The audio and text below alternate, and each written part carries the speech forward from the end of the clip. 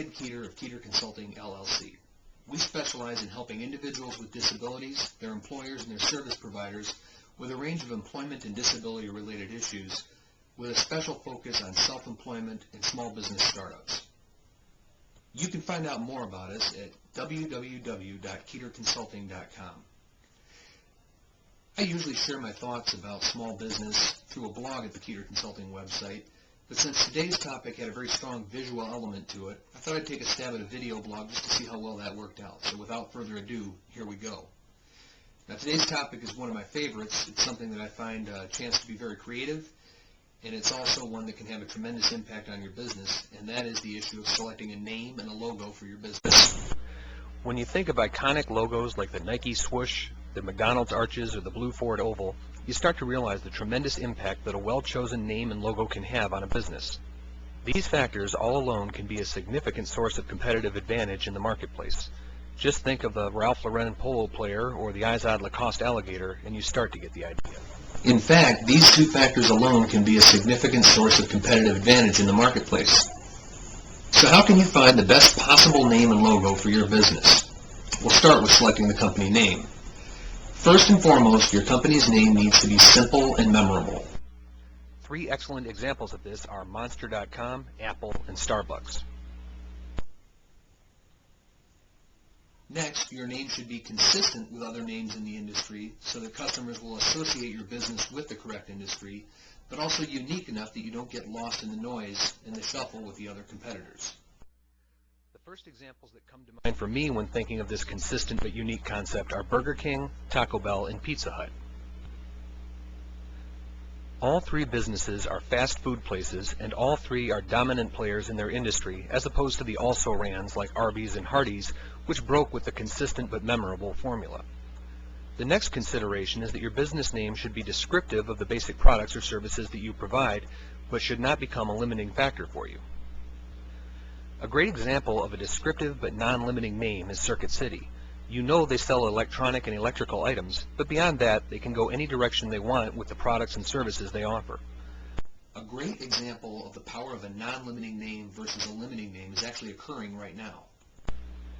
McDonald's, which we've associated with fast food and hamburgers for generations, is reinventing itself to be more like a Starbucks coffee shop with fancy coffee products and a new restaurant interior aimed at a more upscale adult customer. Despite its history of kids, clowns, and Happy Meals, the name McDonald's doesn't literally prevent them from making this transformation. Their number 1 competitor, Burger King, has a name that would make it much more difficult for them to do the same type of reinvention of themselves. So how do you meet all of these criteria at once, keep your options open, and still clearly communicate to your customers what your business does? The answer is to add a tagline, a brief phrase associated with your logo that more specifically clarifies your products or services. The U.S. Army did this. While they've always been known simply as Army, over time they've changed the appeal that they make to prospective recruits. 20 years ago, their tagline was, "Be all you can be." 10 years ago, it changed to an Army of One, and most recently to Army. The U.S. Army did this. While they've always been known simply as Army, over time they've changed the appeal that they make to prospective recruits. 20 years ago, their tagline was, "Be all you can be." 10 years ago, it changed to an Army of One, and most recently to Army Strong.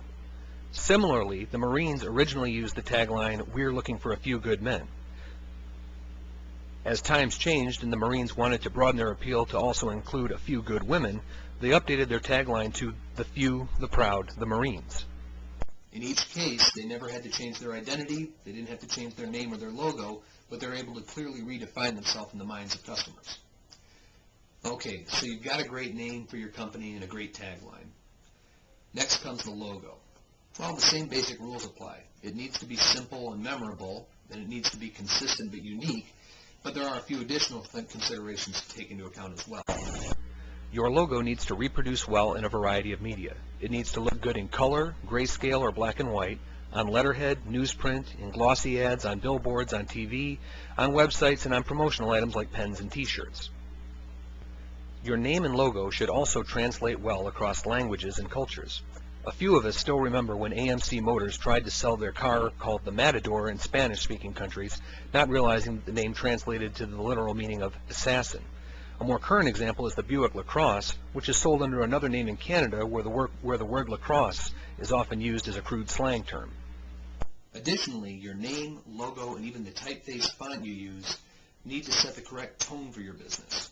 Think of two department stores, Big Lots and Lord & Taylor. Big Lots uses a simple, basic font with black letters and an orange background. It virtually screams cheap, and that's what they want. That's their main source of competitive advantage. Lord & Taylor's name, font, and color scheme all similarly scream pretentious, and that's what they want. When I walk into a Lord & Taylor store, I don't want to feel like a bargain hunter. I want to feel like a rich guy buying premium products, price be damned. By the same token, look at how closely Chrysler's latest logo matches the one for Bentley automobiles. I'm pretty sure it's no coincidence that as Chrysler has tried to move upscale from its K-car days in the 1980s, that it ended up with a logo so similar to that of a company whose cars cost $200,000 each. So okay, with all of this thinking in mind, how does my own company's logo stack up? Keeter Consulting is simple, memorable, and descriptive without being limiting, and the tagline further clarifies what we do. The logo reproduces well, but since it's only black and white, it probably lacks some of the impact it could potentially have were it a color logo. The light bulb image, which is intended to evoke the thought of ideas or creativity, is a bit ambiguous. Some might think at first glance that we have something to do with lighting. The black and white scheme with the neutral font suggests a certain matter-of-factness, not a bad trait, but it undersells the idea that we may be a creative company. I'd give us a B+ for our name and logo. How would you rate us? Visit us online at keeterconsulting.com with your rating and any better ideas that you might have. Best of luck in your small business adventure, and thanks again for watching. Please visit www.keeterconsulting.com to contact us or to view more blog entries, other resources, and links to useful information.